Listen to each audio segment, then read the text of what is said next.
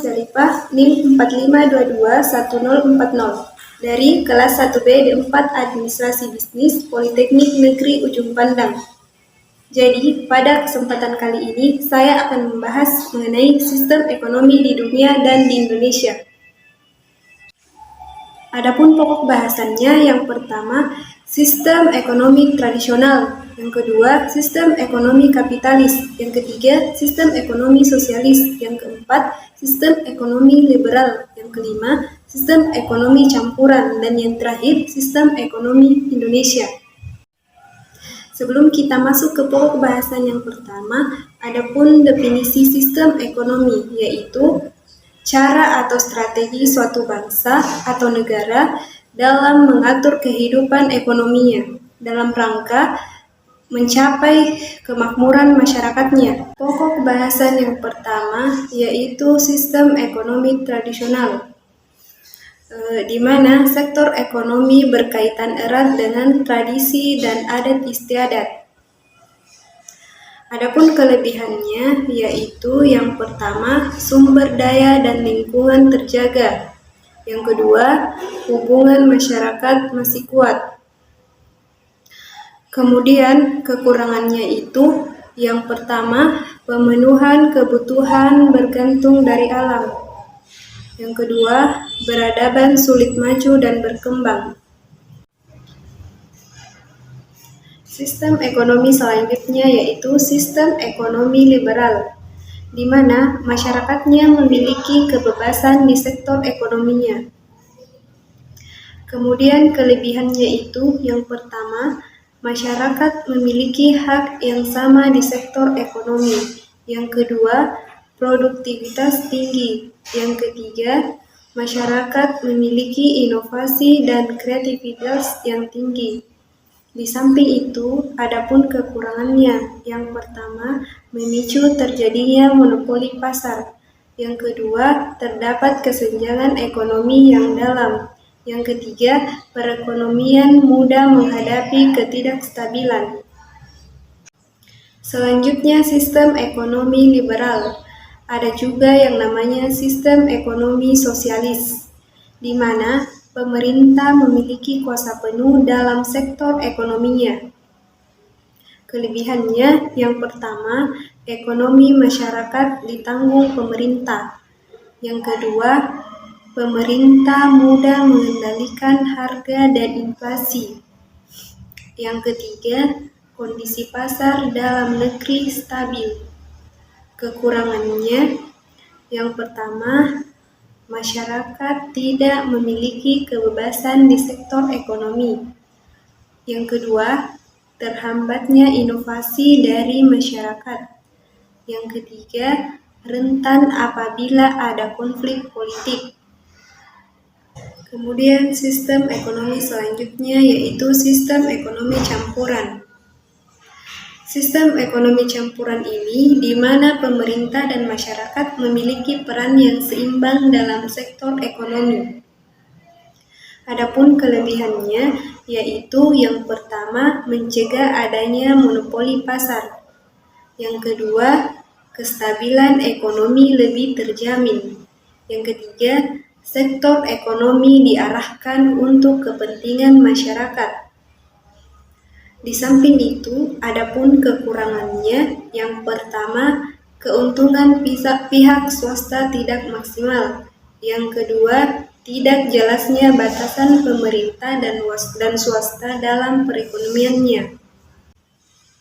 Selanjutnya, sistem ekonomi Indonesia. Sistem ekonomi yang dianut Indonesia adalah demokrasi ekonomi yang berdasarkan Pancasila dan Pasal 33 Undang-Undang Dasar 1945. Adapun pengertian sistem demokrasi ekonomi yaitu sistem ekonomi yang berasal dari rakyat, dikerjakan oleh rakyat, dan ditujukan untuk kepentingan rakyat. Dalam negara Republik Indonesia, tercantum dalam Undang-Undang Dasar 1945 Pasal 33 yang berbunyi tentang 1. Perekonomian disusun sebagai usaha bersama berdasarkan asas kekeluargaan. 2. Cabang-cabang produksi yang penting bagi negara dan menguasai hajat hidup orang banyak dikuasai oleh negara. 3. Bumi dan air dan kekayaan alam yang terkandung di dalamnya dikuasai oleh negara dan dipergunakan untuk sebesar-besar kemakmuran rakyat. 4. Perekonomian nasional diselenggarakan berdasarkan atas demokrasi ekonomi dengan prinsip kebersamaan, efisiensi, berkeadilan, berkelanjutan, berwawasan lingkungan, kemandirian, serta dengan menjaga keseimbangan, kemajuan, dan kesatuan ekonomi nasional. 5. Ketentuan lebih lanjut mengenai pelaksanaan pasal ini diatur dalam undang-undang. Ciri-ciri positif demokrasi ekonomi ada 3 poin, yaitu yang pertama, fakir miskin dan anak-anak terlantar dipelihara oleh negara. Yang kedua, setiap warga negara diberi kebebasan untuk memilih dalam menentukan pekerjaan dan penghidupan yang layak. Ketiga, hak milik perseorangan diakui, tetapi dalam batas pemanfaatannya, tidak bertentangan dengan kepentingan umum. Pokok bahasan selanjutnya yaitu struktur ekonomi Indonesia. Yang pertama, struktur produksi nasional. Yang kedua, struktur konsumsi masyarakat Indonesia. Yang ketiga, struktur ekspor dan impor. Yang keempat, struktur tenaga kerja. Yang kelima, struktur investasi. Yang keenam, struktur upah dan pendapatan regional. Yang pertama, sistem produksi nasional. Berbicara tentang sistem produksi nasional ini, terdiri atas sektor produksi primer. Sektor produksi primer yang berkaitan dengan produksi di bidang pertanian, perkebunan, peternakan yang menyangkut hajat hidup orang banyak. Kemudian, sektor produksi sekunder. Itu sektor produksi yang terkait dengan kegiatan perdagangan, industri. Sedangkan sektor tersier ini sektor yang berkaitan dengan produksi barang-barang yang sifatnya kebutuhan menengah ke atas atau barang-barang mewah. Selanjutnya, struktur ekspor dan impor. Struktur ekspor dan impor kita bisa melihatnya dulu dari sisi ekspornya, yaitu di mana kemampuan negara kita ini mampu mengekspor migas dan non-migas. Non-migas itu misalnya mineral dan batu bara, nikel dan sebagainya. Kedua, secara umum, impor Indonesia meliputi jenis barang konsumsi, impor bahan baku dan penolong, dan impor barang modal. Adapun struktur tenaga kerja. Struktur tenaga kerja itu sebenarnya bagaimana masyarakat Indonesia bekerja dilihat dari berbagai sektor.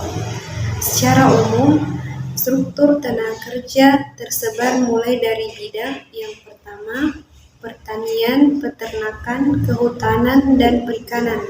2. Pertambangan dan penggalian. 3. Industri dan pengolahan. 4. Listrik, gas, dan air minum. 5. Konstruksi. 6. Perdagangan, hotel dan restoran. 7. Perhubungan dan komunikasi. 8. Perbankan dan lembaga keuangan. 9. Jasa-jasa yang lain. Kemudian kita pindah ke struktur investasi di Indonesia. Berbicara tentang struktur investasi di Indonesia, ini ada namanya pembentukan modal tetap, domestik bruto, dan perubahan stok. Nah, proses pembangunan sistem ekonomi di suatu negara dipengaruhi banyak faktor, baik internal maupun eksternal. Faktor-faktor internal diantaranya adalah kondisi fisik, lokasi geografi, jumlah, serta kualitas sumber daya alam dan manusia. Kemudian faktor-faktor eksternal diantaranya adalah perkembangan teknologi, kondisi perekonomian dan politik dunia, serta keamanan global. Pembangunan nasional merupakan rangkaian upaya pembangunan berkesinambungan dalam upaya melakukan perubahan dan perbaikan di segala bidang.